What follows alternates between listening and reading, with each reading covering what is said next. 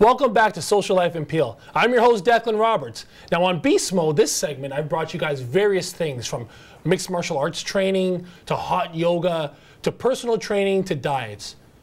Joining me here today is the beautiful Michelle Biggers, who's going to bring in an aspect that I have yet to talk about, the mental aspect, what it takes mentally to either lose weight or to gain weight. Michelle, thank you for joining us. How are you? I'm great. Thank you for asking me, Declan. So before we even get started with anything, who are you and what do you do? I'm Michelle Biggers, and we do mental, physical, and spiritual, emotional training and conditioning. And we start by having a person come in if they have a weight loss issue, if they're overweight.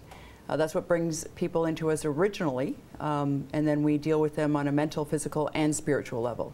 So how do you determine, so we got mental, physical, spiritual, and emotional level. How do you determine when someone needs something maybe just mentally versus all four? Well, the first thing that we do is we have the client come in and sit down for a consultation. And during that consultation, we'll do a very thorough assessment. We'll ask them personal questions about how they spend their time, what their work issues are like. We'll ask them whether they have sleeping issues, whether they partake in substance abuse. We do a full body composition on them and gather all this information, which will help for us to determine what their needs are, whether it be mentally, physically, or spiritually and emotionally. Do you find that there's common denominators within all four categories? Like maybe, so for example, just as an example, someone who suffered mentally maybe had a tough upbringing, or someone who's suffered emotionally maybe never has experienced love or companionship. Is there any common denominators within these factors? Absolutely. What people are just now learning to accept is that all of those components make us a whole human being, that you can't really fragment yourself mentally, physically, spiritually, or emotionally, that is through working those in harmony that we are happy and healthy and whole. And most of our clients will come in, and typically what we see is there's something that's occurred within the influential years, which is between birth and 7, that is the root cause of them needing to come to us for help. I always thought the influential years were like your adolescence years, your teenagers years, your high school years. I didn't know it started so young.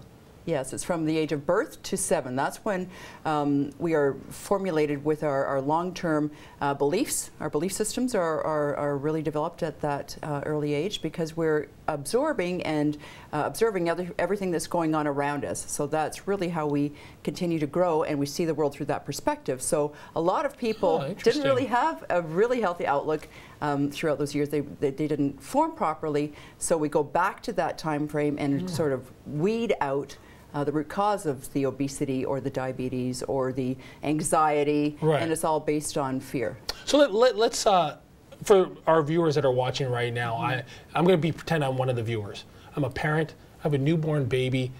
He's in the age bracket of 0 to 7. Yes. Is there something that our parents should do to make sure that our kids don't have these complexes when they get older? Absolutely. The best thing that we can do, and I know because I'm a mom of 7 and I've gone... Say that one more time. Did you say a mother of 7? Yes. Look at this body, people. A mother of 7. You look amazing. Thank you. High five to you. Thank you, Declan. Yeah.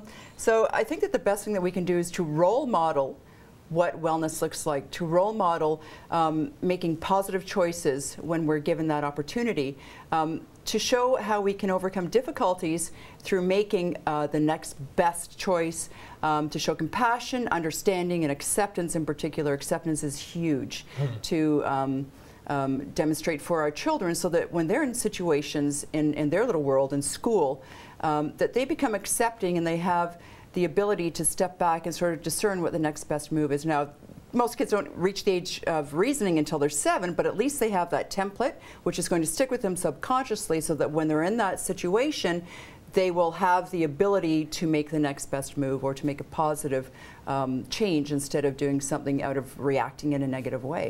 So we're going to change gears for a little second here, because I know a lot of things that you deal with are mental aspects. Yes. And I feel that, and this is just my own personal opinion, that sometimes everyone thinks they have these mental issues. And to me, sometimes it's like, no, you just have common life issues. You don't need medication. You don't need this. You just need to make a choice. I would like to hear your thoughts on that.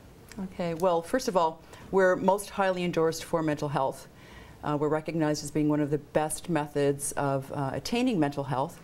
And medications, I mean, I've dealt with depression as well in my past, and I haven't been on medications for over 7 years. Amazing. Some people believe that if they tell themselves they have a mental health issue, well, they're going to think as though they have a mental health issue. They're going to be responded to as though they have a mental health issue. It's like they self-sabotage themselves. Everybody has difficulties. Yeah, for sure. It's life. Everyone has difficulties, and it's our choice as to whether or not we're going to accept it and look for the solution and then move away from it. Right. Or we can become very dramatic and step into that difficulty and create this whole chaos and negative world and environment and have a negative impact on other people around us. It's our choice as to whether or not we're going to look for the solution and see a positive way out of it, and to believe in ourselves and to connect with you know, that basic goodness within ourselves that's going to help for us to have a positive outlook.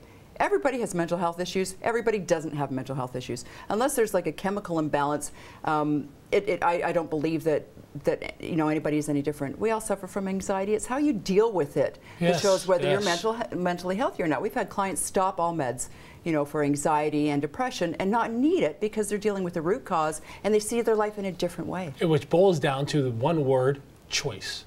Precisely. That's it. You can make the choice to deal with this, or we could make the choice to find solutions. Absolutely. So we're almost done here, but I want to ask you a quick question. You know, because you talked about training and everything. You know, so I'm going to be a client.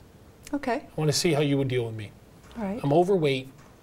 I lost a bunch of weight, but I'm still not happy. Okay. So what we're looking at here is what is keeping you going back to eating or doing those habits that are unhealthy, that are helping you or making you gain weight. What is it that's making you gain weight, go back and forth, and not being happy? So when you come in to see me, we'll sit down, we'll do an initial assessment, we'll ask you a whole lot of questions, and then we'll look at pulling out the root cause of what's making you gain weight. Where's it really coming from? Emotionally. Yeah. It's going to come from an emotional issue.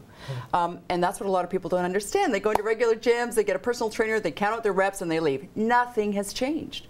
You know, you may get it off maybe physically. Physically, but it's going to come back, because unless you take care of the root cause of the difficulty or the problem's still going to be there. It's like putting a Band-Aid on a broken bone. You know, that's going to be one of the best examples or metaphors that I've ever heard. Yeah.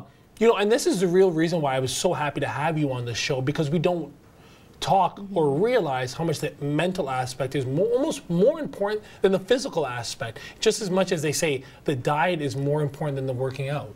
Absolutely. I agree with that, and same thing with the mentality. So you have a lot of things coming up. Why don't you tell our viewers some of the things you have going on? You got some new studios opening up, actually one right here in our hometown of Brampton. Yes, yes, it's really exciting. We're really pleased that we're opening up a brand new facility at Steeles and Torbram.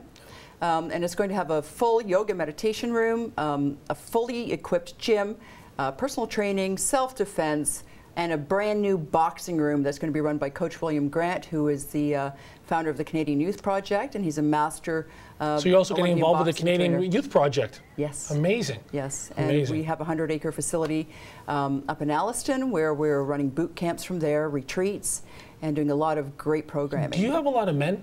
Yes. You have a lot of men that come to do you to see you with the mentality aspect? Yes, absolutely. And we've had grown men break down and cry within our tranquility room because they felt such a sense of mental and emotional relief that they're in a safe, loving environment. Anything that they share and express is okay, and they can let it go.